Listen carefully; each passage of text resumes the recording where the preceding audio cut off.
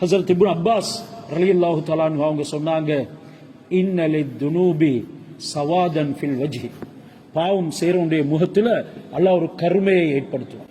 அந்த கருமை பாவத்தினுடைய இருள்.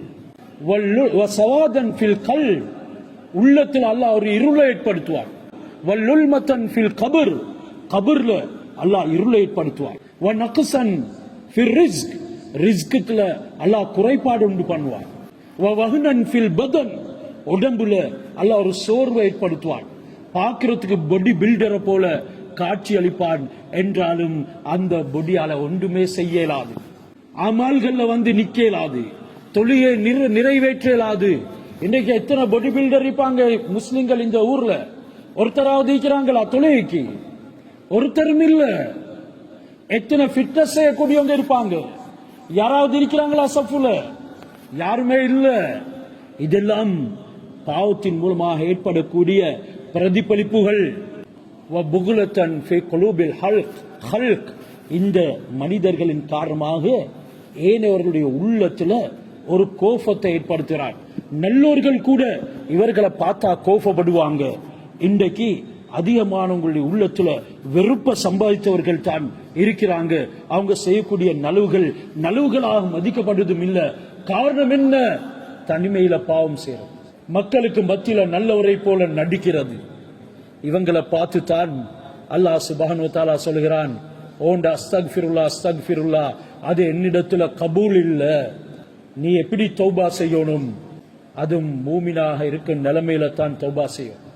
முனாஃபிக் தௌபா செய்ய மாட்டான். அவன் வெறுமனே வாயால உச்சரிக்கும் அஸ்தக்ஃபிருல்லாஹ் போல இருக்கும். வெறுமனே 27க்கு இமாம் சொல்லிக் கொடுத்து அதனை ரிப்பீட் பண்ணிட்டு போறதாக இருக்கும். உள்ளத்தோட எந்த விதமான தொடர்பும் ஏற்பட மாட்டாது. பாவிகளே என்று அல்லாஹ் சொல்லல. ஏன்? சில பாவிகளுக்கு தௌபா நசீபாவதே இல்ல. மூமின்களை தான் தௌபாவுக்கும் அல்லாஹ் அழைக்கிறான். யா அய்யுஹல்லதீன ஆமனு, ஏன் மூமின்கள் அழைக்கிறான்?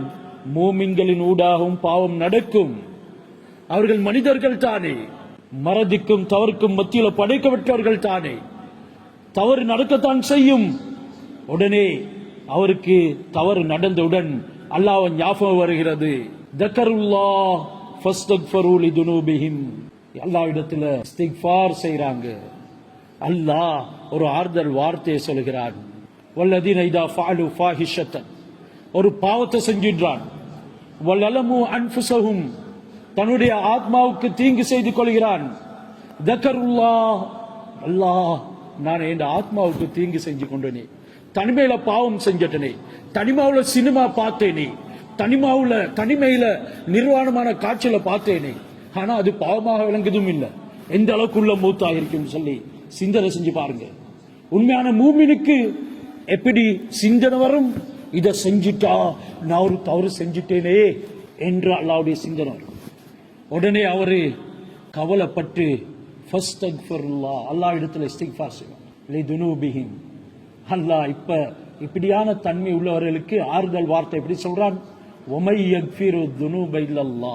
அடியானே, அல்லாஹ் தவிர வேற யாருக்கு அவனை மன்னிக்கிறது? இந்த வார்த்தை ஏன் சொல்லுறான்? அந்த பாவத்தினுடைய சந்தர்ப்பத்தில் அல்லாஹ் ஞாபகம் வந்த உடனே பாவத்தை விட்டு விலகுறான், இஸ்திக்ஃபார் செய்றான். ஆனா இரவு முழுக்க பாவம் செய்றான். ஆண்கள், பெண்கள், அந்நியர்களுடைய தொடர்புகள், திருமணத்துக்கு முன்னாலே அந்நிய ஆடவர்களோட SMS அனுப்புறது, சட்டிங் பண்றது, சோசியல் மீடியாவில் பேசுறது, யாருக்கும் தெரியாம பணிவிட ஹோமாரு, இதெல்லாம் நடக்குது. ஆனா அல்லாஹ்வுடைய ஞாபகம் வந்தாலும் அது மறைஞ்சி போகுது. ஷைத்தானுடைய தூண்டுதல் மிகைக்குது. பாவத்தில் ஈடுபட்டு விடுகிறாங்க. இவங்களுடைய உள்ளங்களுக்கெல்லாம் முத்திரையிட்டு விடுகிறான். அவங்களுக்கு நோன்பு ஒரு மங்களமானதாக இருக்க மாட்டான்.